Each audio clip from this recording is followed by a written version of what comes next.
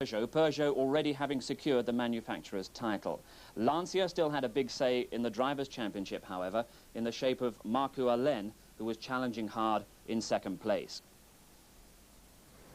Well, in northern Italy, San Remo promised the customary high-speed chase south to Tuscany on tarmac and on gravel surfaces in front of the passionate Italian crowd. And the starting point, the seafront at San Remo, leading the British Challenge, the Metros of Tony Pond and Malcolm Wilson. Pond fresh from that success in the Isle of Man in the last round in Britain. It was a bit of a turning point, I hope, really, because we've had an awful year up until that point, and to win my home event, obviously, very important, and the car went well and everything worked well, so to get a win under your belt does an awful lot for any team, so, you know, I think it should work well here. Because this is a different kettle of fish. This is the best in the world. This is where it all happens. Lancia are here, and it's their home ground, and they know exactly what they're doing. They're 500 horsepower or more, and Peugeot. So. Is it your first time in San Remo? No, it's my fourth time, so I know the event quite well. It's a super rally, super stages, and looking forward to it. Malcolm Wilson was also optimistic after his recent good finish on the 1,000 Lakes. I think really I'd like to try and get around this event here, get a finish, and then come our own event, the RAC, in sort of a month's time, have a real crack on the RAC. Apart from that initial setback in Finland, it was a good result, really.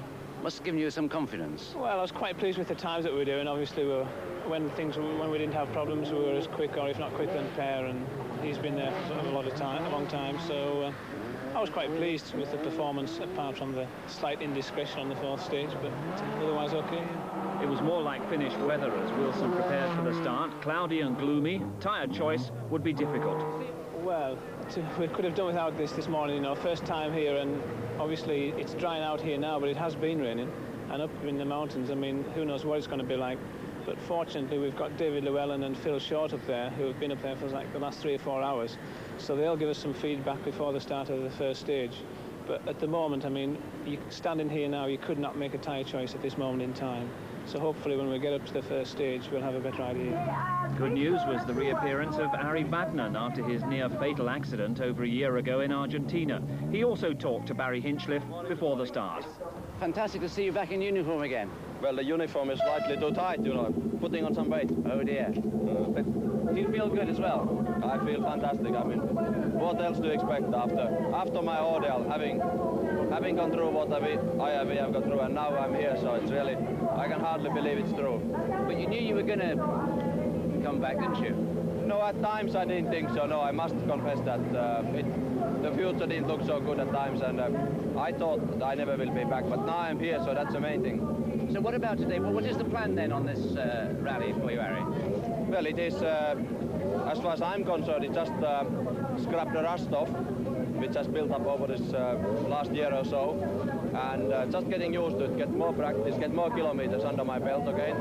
And for the organizers, I suppose I will act as a spectator control car, sort of, to warn the spectators that the real boys are coming. So, with Vatanen clearing the way in the control car, the traditional start to the San Remo. 4 tarmac stages, high in the mountains. Not too high for the Italian crowds, though. Timo Salonen, the world champion, his first competitor on the road in the Peugeot.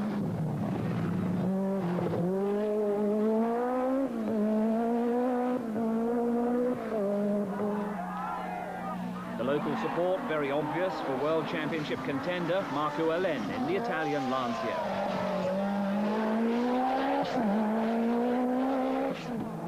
Tony Pond running third in the MG Metro 6R4. But clearly exceptionally quick in the early stages were the Peugeots, rumours of 600 horsepower, and here on Kannkunen's car, spot the skirts that have been fitted, later to prove very controversial. Biasion in the second Lancia had problems with the roll bar mounting that slowed him on stages 3 and 4.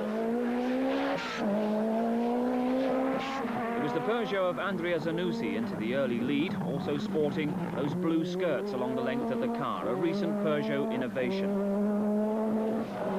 Dario Gerato in a Lancia, lying 5th.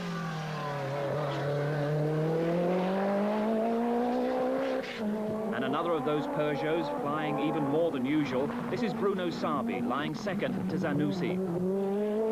And you know what it's like to be stuck behind a slow-moving car on a winding mountain road? Well, that's the problem that Malcolm Wilson dealt with swiftly after he was seated behind a Fiat Uno.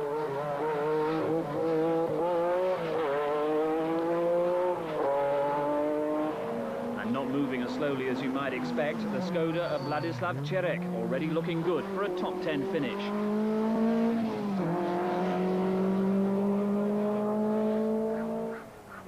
The first tarmac formalities are completed. A service halt now in the vineyards of Tuscany, en route to the first gravel stages. So a suspension change and a chance to check on the fortunes of Tony Pond. Not too bad, not too bad. But puncture on the first stage, you know, that's how it is. Two of us got a puncture, so have to get on with that. Who else got the puncture? Marco Alen in the Lancia. He was the first, just in front of me. So there must have been something in the road or a rock or something. The second stage, the intercom failed. So I think we've had our problems now. We should get on and do the business. Which means raising the dust in the Tuscany hills, where the Italian fans are really out in strength to cheer on the Lancias. Instead, they're forced to choke on the dust of the pace-setting Peugeots. Zanussi still leading the way.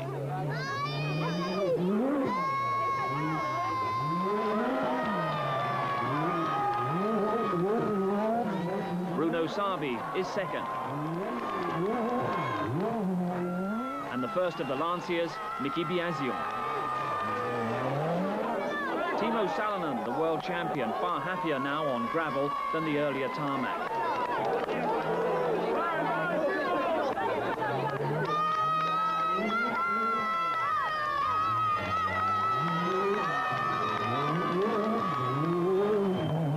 But the biggest reception saved for the Lancia of Marco Alen. The crowd's big, but no real repetition of the safety problems that cast such gloom over the sport in Portugal. The British Metro's also looking much happier on the loose. Tony Pond and Malcolm Wilson moving back toward the leaders after a difficult time in the opening stages.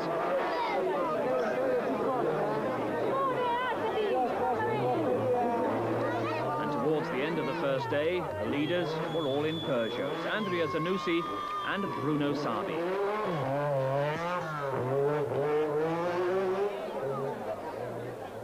Day 2.